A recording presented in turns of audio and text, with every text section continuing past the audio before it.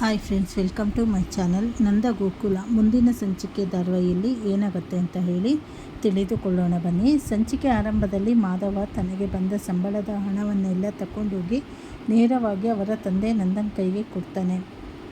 ಇದನ್ನು ನೋಡಿ ಪ್ರಿಯಾಳಿಗೆ ತಡೆಯಲು ಸಾಧ್ಯವಾಗದೆ ಮಾಧವನನ್ನು ರೂಮಿಗೆ ಕರೆದುಕೊಂಡು ಹೋಗಿ ಫುಲ್ ಸಿಟ್ಟಿನಿಂದ ಜಗಳ ಆಡಲು ಶುರು ಮಾಡ್ತಾಳೆ.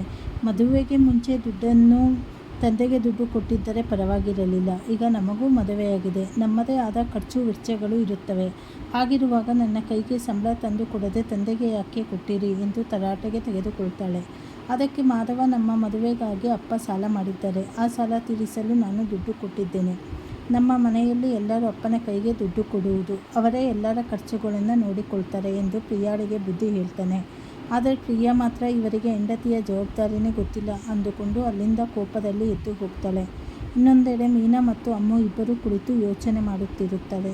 ಮಾವ ಕ್ಷಮಿಸಿದರೂ ಕೇಶವ ಇನ್ನೂ ತನ್ನ ಜೊತೆ ಮಾತನಾಡುತ್ತಿಲ್ಲ ಎಂದು ಮೀನಾ ಬೇಸರ ಮಾಡಿಕೊಳ್ತಾಳೆ. ಅದಕ್ಕೆ ಅಮ್ಮು ಜೊತೆ ಸೇರಿ ಒಂದು ಪ್ಲಾನ್ ಮಾಡಿ ಕೇಶವನಿಗೆ ಫೋನ್ ಹಚ್ಚುತ್ತಾಳೆ. ನೀನು ನನ್ನ ಜೊತೆ ಮಾತನಾಡದಿದ್ದರೆ ನಾನು ಈಗಲೇ ಮನೆ ಬಿಟ್ಟು ಹೋಗುತ್ತೇನೆ ಎಂದು ಸುಳ್ಳು ಹೇಳಿ ಫೋನ್ ಕಟ್ ಮಾಡಿಬಿಡುತ್ತಾಳೆ. ಇದನ್ನು ಕೇಳಿ ಗಾಬರಿಯಾದ ಕೇಶವ ಮೀನಾಳನ್ನು ಆಫೀಸ್ಗೆ ಓಡಿ ಹೋಗಿ ಹುಡುಕುತ್ತಾನೆ. ಅವಳು ಆಫೀಸ್ಗೆ ಬಂದಿಲ್ಲ ಎಂದು ತಿಳಿದಾಗ ಕೇಶವನಿಗೆ ಟೆನ್ಷನ್ ಮತ್ತಷ್ಟು ಹೆಚ್ಚಾಗುತ್ತದೆ. ಹೊರಗೆ ಜೋರಾಗಿ ಮಳೆ ಬರುತ್ತಿದ್ದರೂ ಲೆಕ್ಕಿಸದೆ ಮೀನಾ ಎಲ್ಲಾದರೂ ಮನೆಗೆ ಬಂದಿದ್ದಾಳೆ ಎಂದು ನೋಡಲು ಮಳೆಯಲ್ಲೇ ನೆನೆಯುತ್ತಾ ಓಡಿ ಬರ್ತಾನೆ. ಮನೆಗೆ ಬಂದು ನೋಡಿದರೆ ಮೀನಾ ಆರಾಮಾಗಿ ನಿಂತು ಕಾಫಿ ಕುಡಿಯುತ್ತಿರುತ್ತಾಳೆ. ಅವಳನ್ನು ನೋಡಿ ಕೇಶವನಿಗೆ ಶಾಕ್ ಆಗುತ್ತದೆ. ಮೀನಾ ಓಡಿ ಬಂದು ಅವನನ್ನು ಅಪ್ಪಿಕೊಂಡು, ನನ್ನ ಮೇಲೆ ನಿನಗೆ ಎಷ್ಟು ಪ್ರೀತಿ ಇದೆ ಅಂತ ಗೊತ್ತಾಯಿತು, ಅದಕ್ಕೆ ಚಮಕ್ ಕೊಡಲು ಹೀಗೆ ಸುಳ್ಳು ಹೇಳಿದೆ ಎನ್ನುತ್ತಾಳೆ. ಆದರೆ ಕೇಶವನಿಗೆ ಅವಳಿನ ಸುಳ್ಳಿನ ಆಟ ನೋಡಿ ಫುಲ್ ಕೋಪ ಬಂದು, ನಿನ್ನನ್ನು ನಾನು ಕ್ಷಮಿಸುವುದೇ ಇಲ್ಲ, ಮನೆ ಬಿಟ್ಟು ತೊಲಗು ಎಂದು ಬೈದು ಒಳ ಹೋಗುತ್ತಾನೆ. ಕೊನೆಗೆ ಮನೆಯವರೆಲ್ಲ ಸೇರಿ ಅಡುಗೆ ಮಾಡುವಾಗ ನಂದನ್ ಇಬ್ಬರನ್ನು ಕರೆಸಿ ಬುದ್ಧಿ ಹೇಳಿ ಒಂದಾಗಿಸ್ತಾರೆ. ಇದೆಲ್ಲ ಮುಗಿದ ಮೇಲೆ ತಿಂಗಳ ಕೊನೆಯಾದ್ದರಿಂದ ಮನೆಯವರೆಲ್ಲರೂ ಕುಳಿತು ಅಂಗಡಿಯ ಲೆಕ್ಕಾಚಾರ ಮಾಡಲು ಶುರು ಮಾಡ್ತಾರೆ. ರಕ್ಷಾ ಎಲ್ಲ ಬ್ಯಾಂಕು ಖಾತೆಗೆ ತಾಳೆ ಮಾಡಿ ನೋಡಿದಾಗ ಒಟ್ಟು ಮೊತ್ತದಲ್ಲಿ 10,000 ಕಡಿಮೆ ಇರುವುದು ಪತ್ತೆಯಾಗುತ್ತದೆ. 1 ರೂಪಾಯಿಗೂ ಹೆಚ್ಚು ಕಡಿಮೆ ಮಾಡದ ನಂದನ್ ಅವರಿಗೆ 10,000 ಮಿಸ್ ಆಗುತ್ತಿರುವುದು ನೋಡಿ ತುಂಬ ಕೋಪ ಬರುತ್ತದೆ. ಆಗ ಪ್ರಿಯಾ ತನ್ನ ಬುದ್ಧಿವಂತಿಕೆ ತೋರಿಸಲು ಮುಂದೆ ಬಂದು ಯಾರ ಅಕೌಂಟ್ನಲ್ಲಿ ದುಡ್ಡು ಹೋಗಿದೆ ಎಂದು ಆ್ಯಪ್ ಮೂಲಕ ನೋಡಬಹುದು ಎಂದು ಐಡಿಯಾ ಕೊಡ್ತಾಳೆ.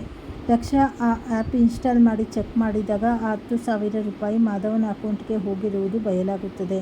ಆಗ ಮಾಧವ ಎಲ್ಲರ ಮುಂದೆ ಬಂದು, ಅಪ್ಪ ನನ್ನ ಕ್ಷಮಿಸಿ, ಹನಿಮೂನ್ಗೆ ಹೋದಾಗ ಪ್ರಿಯಾ ನಮಗೆ ಗೊತ್ತಿಲ್ಲದೆ 26,000 ದುಬಾರಿ ರೂಮ್ ಬುಕ್ ಮಾಡಿದಳು.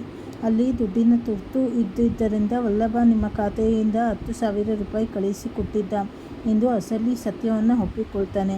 ತಾನು ಮಾಡಿದ ತಪ್ಪನ್ನು ಮುಚ್ಚಿಕೊಳ್ಳಲು ಹೋಗಿ ಇಡೀ ಮನೆಯವರ ಮುಂದೆ ಪ್ರಿಯಾಳ ಬಂಡವಾಳ ಬಯಲಾಗುತ್ತದೆ. ಮಾವ ನಂದನ್ ಎಲ್ಲರ ಎದುರೇ ಪ್ರಿಯಾಳಿಗೆ ಸರಿಯಾಗಿ ಬೈತಾರೆ. ಇಲ್ಲಿಗೆ ಇಂದಿನ ಸಂಚಿಕೆ ಮುಕ್ತಾಯವಾಗುತ್ತದೆ. ಮುಂದಿನ ಸಂಚಿಕೆಗಳಲ್ಲಿ ಏನೇನು ಬದಲಾವಣೆ ಆಗುತ್ತೆ ಅಂತ ಹೇಳಿ ಮುಂದೆ ತಿಳಿದುಕೊಳ್ಳೋಣ. ಹೊಸದಾಗಿ ಯಾರ್ಯಾರು ಚಾನಲ್ ನೋಡ್ತಾ ಇದ್ದೀರಾ ಚಾನಲ್ ಸಬ್ಸ್ಕ್ರೈಬ್ ಮಾಡ್ಕೊಳ್ಳಿ, ಹಾಗೆ ಲೈಕ್ ಮಾಡಿ, ಶೇರ್ ಮಾಡಿ, ಪೂರ್ತಿ ವಿಡಿಯೋ ವಾಚ್ ಮಾಡಿ. ಧನ್ಯವಾದಗಳು.